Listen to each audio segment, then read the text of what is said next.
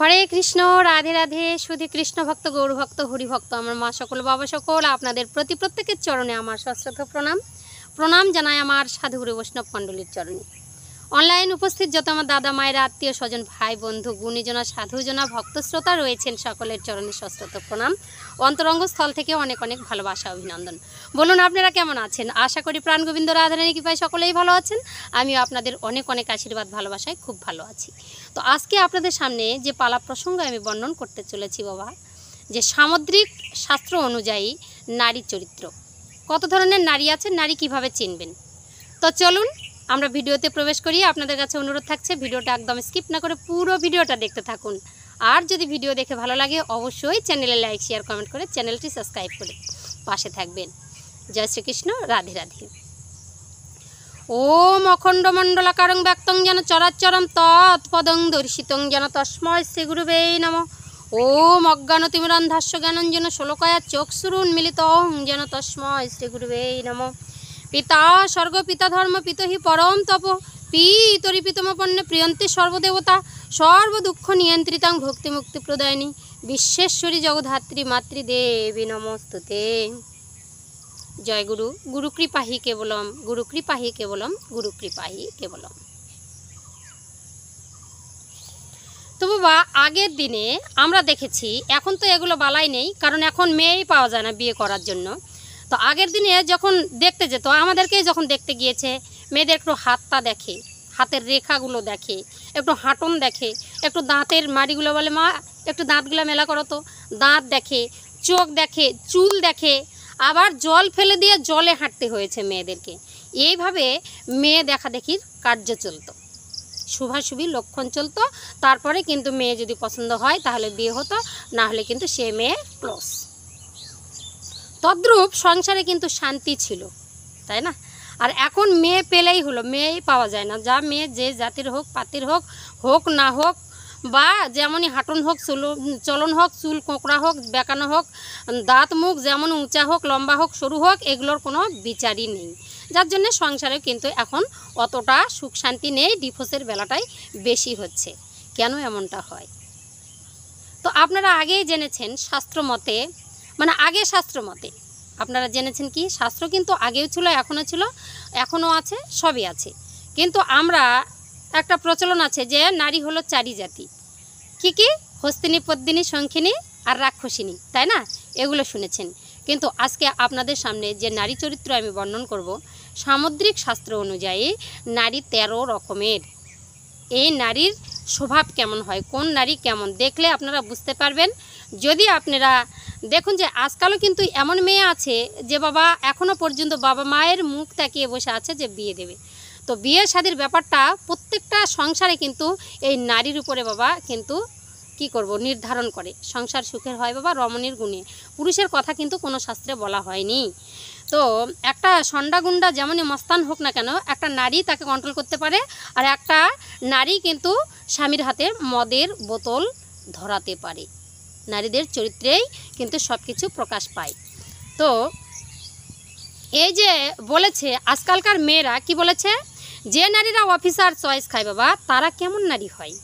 খাসির মাংস দিয়ে তাদের করবেন না জন্মেও বিয়ে, 2 দিন পরে সেই মেয়ে পালাবে পর পুরুষকে নিয়ে। কথাটা কিন্তু অনেকটা সত্য। যে নারীরা বাবা মদ মাংস খায়, তারা কিন্তু কোথায় এই নেশার ঝুলে শুয়ে থাকে, কার কাছে যায় না যায়, এগুলো কিন্তু ভ্রুক্ষেপ থাকে না, ঠিক আছে?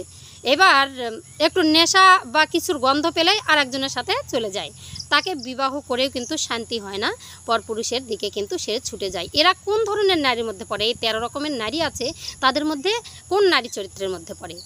বাবা বেশি কথা বেশি দোষ, বুঝে সুঝে কথা কর, শাস্ত্রে প্রমাণ দিল। তো বেশি কথা আমি বলতে যাব না, শাস্ত্র যা বলছে তাই আমি বলবো। তো বাবা আজকাল এ বিশ্ব ব্রহ্মাণ্ডে নারীরা যত রকমের খারাপ হোক না কেন, যদি নামের মধ্যে থাকে, যদি কৃষ্ণ কথা বলে, যদি তারক ব্রহ্ম নামের আশ্রয় করে, সেই নারীরা কিন্তু কন্ট্রোলে আসতে পারে বাবা, সংসারও সুখের হয়। যদি নারীর মনের মধ্যে যদি ধর্মের বীজ থাকে, ধর্মের যদি অঙ্কুর থাকে বাবা, সেই নারীরা আফসাপ প্রাণ গোবিন্দের কৃপায়, কৃষ্ণের কৃপায় কিন্তু সে কিন্তু ভালো হতে বাধ্য, ঠিক আছে? যেমনই নারী হোক তার চরিত্র দেখে, যেমনই না দেখেও বিবাহ করেন না কেন, প্রথমেই আমাদের দীক্ষা বীজ দেওয়ার দরকার, তারপরে ধীরে সুস্থে তার মত অনুযায়ী সেই শিক্ষা করে যাওয়া দরকার। কেন? এ বিশ্ব ব্রহ্মাণ্ডের ভগবান শ্রীকৃষ্ণকে যারা ভজন করেননি, যারা সাধন করেননি, তারা কখনোই ভালো হতে পারেন না। ঠিক আছে? কৃষ্ণকে কেন কৃষ্ণ নাম কেন বললো, ভগবানের নামকে কেন কৃষ্ণ বলা হলো? কৃষ্ণ কথার অর্থই হচ্ছে কর্ষ, প্রতিনিয়ত সবাইকে আকর্ষণ করছে। কৃষ্ণ নামের বীজটা যাকেই যায়, যারই ভিতরে যায়, দেখলে শুনলে শ্রবণ করলে যা কিছুই করুন না কেন, তাহলে কিন্তু তাকে আকর্ষণ করবে, সে কিন্তু ভালো হবে। তো আমাদের মতো নারীরাও ছিল, আমরাও নারী, একই অঙ্গের মতনই গঠিত বৃন্দাবনেও নারীরা ছিল।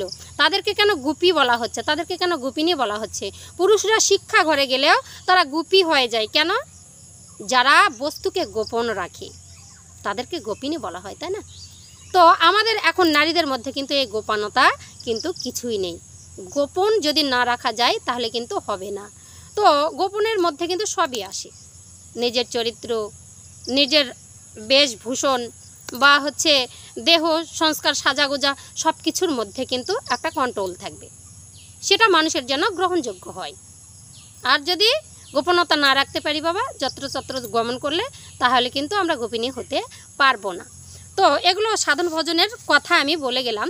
তাহলে আমরা নারী কেমন করে চিনব, তো এটার হচ্ছে আলোচনা আজকে আপনাদের সামনে করব। তো সামুদ্রিক শাস্ত্র অনুযায়ী নারী হচ্ছে 13 প্রকার বর্ণনা করা আছে। তো আমরা যাদের স্বামী মরে যায় তাদেরকে বিধবা বলি, আর যারা স্বামীর ঘরে আসে প্রথম সিঁদুর পরে তাদেরকে আমরা সধবা বলি, তাই না, বিয়ের পরে। তো এখানে সামুদ্রিক শাস্ত্রে নারী বর্ণনায় এই বিধবা সধবাকেও এই নারীর মধ্যে রেখেছে কিন্তু। ঠিক আছে? তো কি বললাম, এবার বলছে কি যে হিন্দু ধর্মের মধ্যে স্ত্রীকে দেবী বলা হয়, দেবী রূপে বর্ণনা করা হয়। তাই কথায় আছে, স্ত্রীকে কখনো গালিগালাজ করা যাবে না, দুঃখ দেওয়া যাবে না, সম্মান দিতে হবে। এবং নারীকে সুখে রাখতে হবে। কিছুদিন আগেই আমি একটা ভিডিওতে বলেছি, নারীর উপরে কোনো মানে হুড়জুতি চলবে না, নারীকে সুখে রাখতে হবে। যদি নারীকে সুখে রাখেন তাহলে সংসার তুষ্টি থাকে, সুখ থাকে, সেই সংসারে কিন্তু লক্ষ্মী মাতা বিরাজ করে। যে সংসারে অনর্গল নারীর উপর অত্যাচার হয় সেখানে মাতা লক্ষ্মী বিরাজ করে না, সেই সংসার কিন্তু দুঃখে পরিণত হয়, সেখান থেকে লক্ষ্মী মাতা পরিত্যাগ করে দিয়ে যায়, সেই সংসার ধ্বংস হতে বাধ্য, এ কথা বলা আছে, তাই না? তাহলে মাতা লক্ষ্মীর কৃপা যদি পেতে চান তাহলে সুখ শান্তি সবসময় বিরাজ করবে, এমন ব্যবহার করুন। ঠিক আছে? এবার বলছে মাতা লক্ষ্মী যেখানে বিরাজ করেন না সেখানে কিন্তু সুখ শান্তি থাকে না, এটা সামুদ্রিক শাস্ত্রে বলছে। তো সামুদ্রিক শাস্ত্রে নারী পুরুষের বিভিন্ন প্রকার চরিত্রের বর্ণনা উপলক্ষ করা যায়। নারীরও আছে আবার পুরুষেরও আছে, পুরুষ যে ছাড় পাবে তা কিন্তু নয়। ঠিক আছে? তা কি বলছে, এই শাস্ত্রে বিশেষত নারীদের লক্ষণ অধিকভাবে বর্ণনা হয়েছে। নারীদেরকে নিয়েই লেটা বেঁধেছে বাবা, জানেন তো, নারীদেরকে নিয়েই লেটা বাঁধে সব জায়গায়। তো বলছে প্রাচীন মুনি ঋষিরা নারীদের চরিত্র বুঝতে পারেন না, এর জন্য নানান শাস্ত্রে নানানভাবে বিশেষভাবে বর্ণনা করে রেখেছেন আগেকার মুনি ঋষিরা। ঠিক আছে? তো আজকে এই ভিডিওতে তোমাদেরকে জানাবো জ্যোতিষশাস্ত্রের মধ্যে বিভিন্ন নারীর বর্ণন। ঠিক আছে? তো নারী হলো 13 রকমের, গুনবেন হাতের মধ্যে, আমি কিন্তু শাস্ত্র দেখে বলছি। একটি সধবা, আমরা বলি শাখা সিঁদুর পড়লে সধবা হয়, কিন্তু এখানে সামুদ্রিক শাস্ত্রের মধ্যে 13টা নারীর মধ্যে এদেরকে ধরা হয়েছে। একটি সধবা নারী, একটা বিধবা নারী, একটা চিত্রিণী, একটা পদ্মিনী, একটা হস্তিনী। ঠিক আছে? একটা শঙ্খিনী, একটা পুষ্চলি, আর একটা আতুরা নারী, আর একটা হচ্ছে ডাকিনী, একটা প্রেমিনী, একটা কৃপিনী বলছে, আর একটা বলছে স্বর্গিনী ও বহু বংশিনী। এই নিয়ে 13 রকমের নারীর বর্ণনা দিল এই সামুদ্রিক শাস্ত্রে। এদের স্বভাব কেমন হয়, এদের কথাবার্তা কেমন হয়, এদের চালচলন কেমন হয়, এদের শরীরের আকার কেমন হয়, এই ভিডিওর মধ্যে আপনারা কিন্তু জানতে পারবেন। তো সধবা নারীরা কেমন হয়, আমরা ভাবি যে শাখা সিঁদুর পরে নিলেই তারাই সধবা দেখা যায়, তাই না? তো সধবার একটা এখানে চরিত্র বর্ণনা আছে, তো শ্রবণ করুন। এগুলো শ্রবণ করলেও কিন্তু আমাদের মঙ্গল আছে। ঠিক আছে?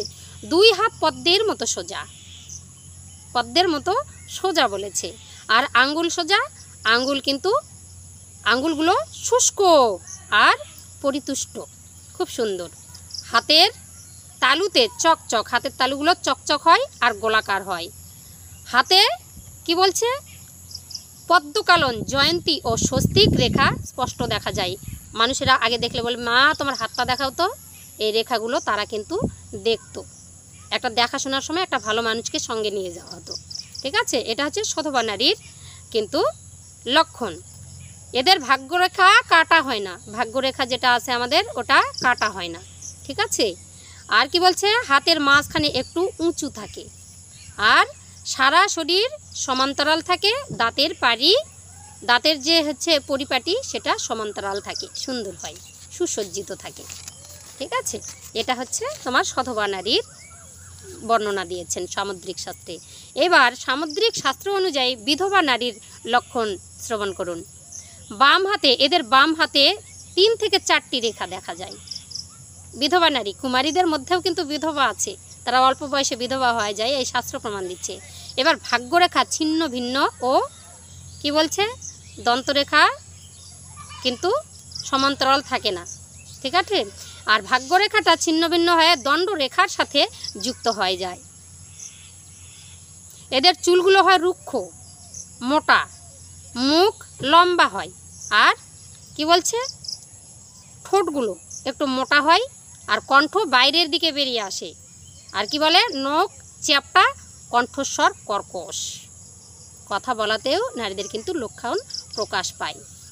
এইবার বলছে চিত্রিণী নারীর লক্ষণ কি। সামুদ্রিক শাস্ত্র অনুযায়ী চিত্রিণী নারীর লক্ষণ, এরা পতিব্রতা ও আত্মীয় স্বজনদের প্রতি স্নেহশীলা হয়।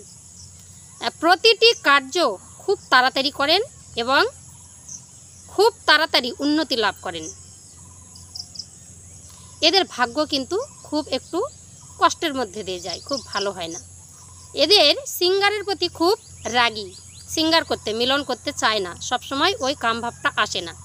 অধিক পরিশ্রমী হয় কিন্তু নিখুঁত কাজে পরিপাটি থাকেন। এরা গৃহসজ্জা, চিত্রকলা এদের প্রিয় বিষয়। যারা বাড়িঘর সাজিয়ে গুজিয়ে রাখে, চিত্রকলা, কোনো হাতের কাজ জানে, গেলে বলে না তোমার মেয়ে কী কী কাজ জানে, হাতের কল্প, যে সেই চিত্রকলা, এগুলো দেখে কিন্তু। এরা তীর্থ ব্রত সাধুসঙ্গদের সেবা করতে ভালোবাসে। এরা দেখতেও খুবই সুন্দরী হয়, হস্তগোলাকার, অঙ্গকমল, চোখ তীক্ষ্ণ ও চঞ্চল থাকে। এদের কণ্ঠস্বর খুবই ভালো, কোকিল কণ্ঠীও বলতে পারেন। চুল কালো এবং লম্বা, এই প্রকারের নারী খুব একটু কমই দেখা যায়। এরা গরিব ঘরে জন্মগ্রহণ করে কিন্তু ভাগ্যবশত পাটরানী হয়ে যায়। এদের সন্তানদের রায়যোগ থাকে, কোনো না কোনো কাজে লেগে যায়। এদের আয়ু খুব কম, প্রায় 50 বছরের মধ্যে। ভালো মানুষ বাবা বেশি দিন বাঁচে না, কথাই আছে, তাই না। এবার বলছে পদ্মিনী নারীর, এই সামুদ্রিক শাস্ত্র অনুযায়ী পদ্মিনী নারীর যে লক্ষণ কি কি আছে, আপনারা কাকে বেশি পছন্দ করছেন অবশ্যই কমেন্টে লিখবেন।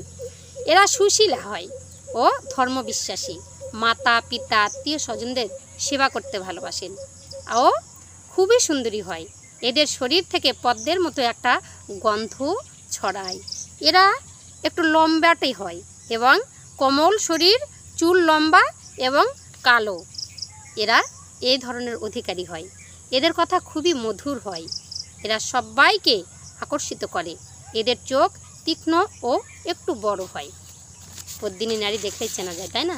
আর নাক, কান, হাতের আঙ্গুল ছোট হয়। আর কি বলছে, সদাই প্রসন্ন থাকে, সব কিছুতেই সন্তুষ্ট থাকে। এরা পুরুষ জাতির সম্মান করতে থাকে, পিতাদের সন্তানদের সম্মান দিয়ে থাকে।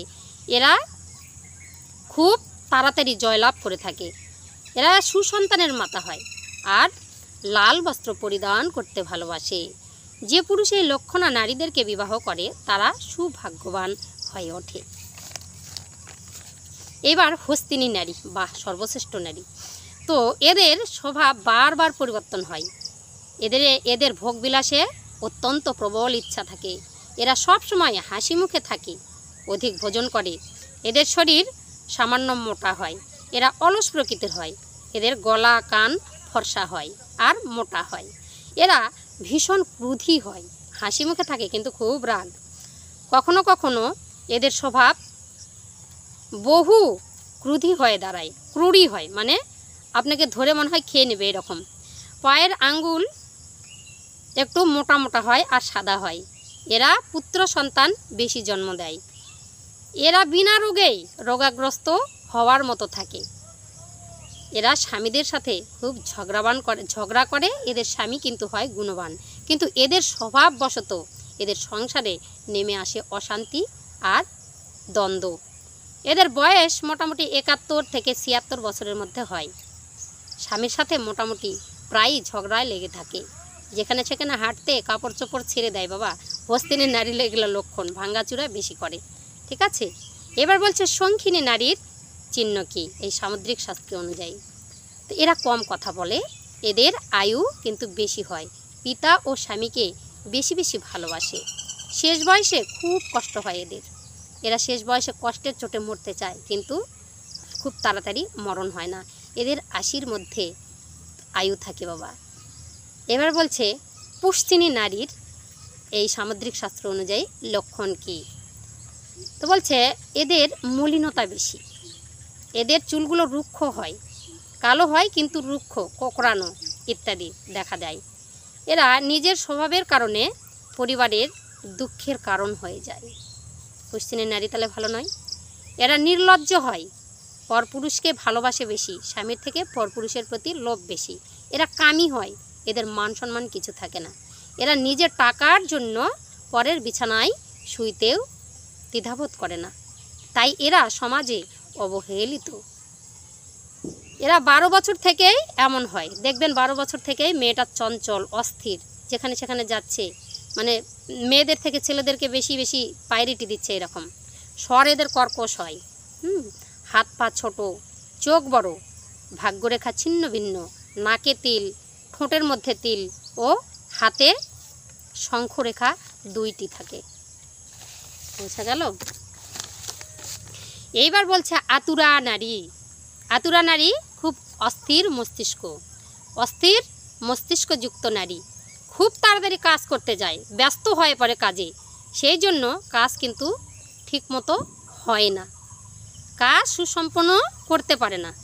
কি বলছে, এদের মস্তিষ্ক সবসময় নানা দিকে ধাবিত হয়, খুব তাড়াতাড়ি সব কিছু করতে যায় কিন্তু করতে পারে না।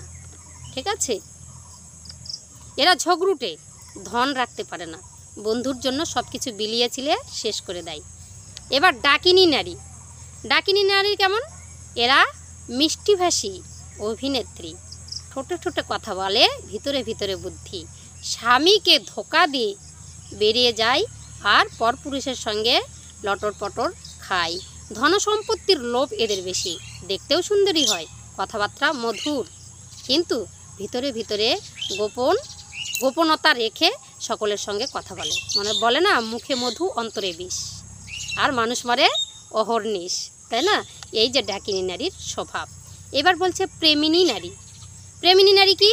এরা খুব সুন্দরী, গৌর বর্ণ এবং চঞ্চল স্বভাবের, আর গোলাপের মতো পাতলা ঠোঁট, আর সুন্দরী, গলা সুন্দর, গলার কণ্ঠস্বর সুন্দর, লম্বা চুল, কালো। পুরুষরা অধিকতর এই নারীদের প্রতি আকর্ষিত হয়ে ওঠে। এদের কার্যে নয়, গুণেও নয়, এদের সুন্দরতার জন্য পুরুষরা প্রেমে পড়ে যায়। এরা প্রেমিকা হয়, স্বভাবও ভালো, খুব সহজেই সবাইকে মানিয়ে নিতে পারে, প্রেম দিয়ে সবাইকে ভরিয়ে দিতে পারে, কিন্তু এদের আয় উন্নতি তেমন থাকে না। ঠিক আছে, এবার বলছে কৃপিনী নারী। এরা বাবা কি বলছে, খুব শ্যামলা দেহ, একটু ময়লা টাইপের হয়, আর কি বলছে কুঞ্জুস হয়, নির্লজ্জ স্বভাবের, খুব খারাপ, নিজের কথা মানুষের কাছে বলা বলি করে, এর ওর কথা গুজব ঘাটে, স্বামীর প্রতি মোহর থেকে পরের প্রতি মোহ বেশি, পরের বিছানায় টাকার জন্য শুতেও রাজি থাকে। আর এরা পরপুরুষের আকর্ষণের জন্য সংসারে দ্বন্দ্ব লাগিয়ে পরপুরুষের হাত ধরে চলে যায়, নিজের স্বামীকে ডিভোর্স করিয়ে নেয়। এগুলো কৃপিনী নারীর লক্ষণ। তারপরে বলছে এটা স্বর্গিনী নারী। এরা হয় ধর্মপরায়ণা, আর এরা খুব সহজেই সংসারকে মানিয়ে নিতে পারে, সংসারী হয়। ঠিক আছে, এরা বন্ধু বান্ধব আত্মীয় স্বজন সবাইকে ভালোবাসে, সংস্কারী হয়, এদের লোভ থাকে না, এরা কামী হয় না, এরা রূপবান, ভাগ্যবান, স্বামীকে আকর্ষণ দিয়ে ভালোবেসে, সন্তানকে ভালোবেসে সংসারকে সুসজ্জিত করে রাখে। স্বর্গিনী নারী অধিকাংশ কমই দেখা যায়। ভাগ্যে যেই পুরুষের ভাগ্যে এইসব নারী পড়ে তাদের সৌভাগ্য লাভ করে এবং সংসার সুখের হয়। এবার বলছে বহু বংশিনী নারী, এরা গৃহস্থিনী হয়। মানুষ বলে না যে খুব গুণবতী নারী, সংসারী মেয়ে, এরাই হচ্ছে বহুবংশিনী নারী। এরা গৃহধর্ম পরায়ণা হয়, এরা মিথ্যা কথা বলে না, এরা পতি পরায়ণা হয় এবং পতির কাছে প্রিয় হয়ে থাকে।